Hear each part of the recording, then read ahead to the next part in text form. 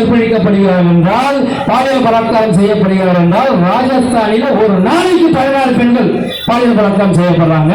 போன வருஷம் 5997 பேர் பாலியல் பலாத்காரம் செய்யப்பட்டிருக்கிறாங்க போன வருஷம்.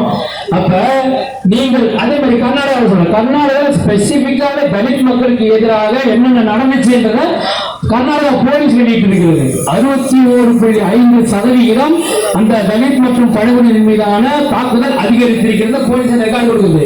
அதே மாதிரி பாத்தீங்கன்னா 1919 வழக்குகள் வன்கொடுமை சட்டத்திற்கு அங்கே பதிவு செய்யப்பட்டிருக்கிறது 2018. 2019 பாத்தீங்கன்னா அதுவே 2110 உயர்ந்திருக்கிறது. அப்ப இத்தனை ஆயிரக்கணக்கான கேஸ்கள் பதிவு செய்யப்பட்டிருக்கிறது தலித் மற்றும் பழங்குடியினருக்கு எதிராக. போலீஸ் ஏன் நடவடிக்கை எடுக்கவில்லை? போலீஸும் அரசு வழக்கறிஞரும் கோர்ட்டில சொதப்புகிறார்கள். பாபரி மஸ்ஜித் சொதப்பு மாதிரி சொதப்புறாங்க. அவர்கள் ஆதாரங்கள் தருவதில் தவறுகிறார்கள். அவர்கள் இந்த பிரச்சனையை, அதாவது பி டைப்னு சொல்லுவாங்க, போலீஸ்காரங்களுக்கு தெரியும், பி டைப் ரிப்போர்ட் சப்மிட் பண்றது போயிட்டு நீதிமன்றத்தில்.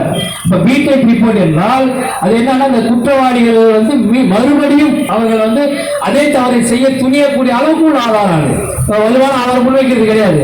அப்போ ஒண்ணு என்ன பண்ணுவான், குற்றவாளியை போய் அவன் மிரட்டுவான், அதை பாதிக்கப்பட்டவர்கள் அந்த குற்றவாளி மிரட்டுவான், இல்லைன்னா திரும்ப மறுபடியும் அதை செய்வான். இப்படி இந்த காரணம் அவர்கள் குற்றங்கள் அதிகரிப்பதற்கும் நடவடிக்கை எடுக்காமல் இருப்பதற்கும் காரணம் என்ன என்று நான் சொல்லவில்லை. கர்நாடகாவில் இருக்கக்கூடிய தலித் மற்றும் பழங்குடியினருக்கு எதிரான வன்கொடுமை தடுப்பு சட்டத்தை வலுப்படுத்தும் கண்காணிப்பு குழு, அந்த குழுவை யசோதா என்பவர் சொல்லுகிறார். அதே மாதிரி இன்றைக்கு இவ்வளவு அநியாயங்கள் நடக்கிறது. நான் நம்பர் 1 சௌகிதார், இந்த இந்தியாவில் காவலன், நான் முதல் காவலன் என்கிறார் மோடி.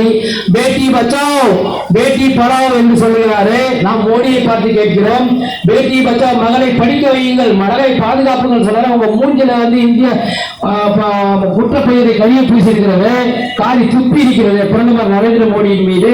இதற்கு என்ன சொல்ல போகிறீர்கள்? ஒரு பெண்ணை பாதுகாப்பு துப்பில்லாத இந்த அரசாங்கம் மகளை பாதுகாப்போம், மகளை படிக்க வைக்கும் என்று சொல்வது செல்வரையெல்லாம் இந்த சொல்வனை நாவலம் மிக்க வகையிலே மோடி பேசுகிறாரு. இதற்காகத்தான் இந்த கரியை பூசி இருக்கிற அவர் முகத்திலே என்று சொல்லி இந்த அநியாயங்கள், அக்கிரமங்கள், பாலியல் பலாத்காரங்கள் எல்லாம் நிற்க வேண்டும் என்றால் கடுமையான சட்டத்தை கொண்டு வர வேண்டும். அந்த கடுமையான சட்டங்கள் நாம சொன்ன சவுதியில் உள்ள மாதிரி கொண்டு வரா, கையை வைக்கிறா கையை வைக்கிறேன்னு சொன்னாங்க, முஸ்லீம் சட்டம் சொல்லுவீங்க, வேணாம், கடுமையான சட்டத்தை கொண்டு வா. அந்த சட்டம் என்பது இன்னொருவன் அதே செயலை, அதே குற்றத்தை செய்ய கூட நினைக்க கூடாது.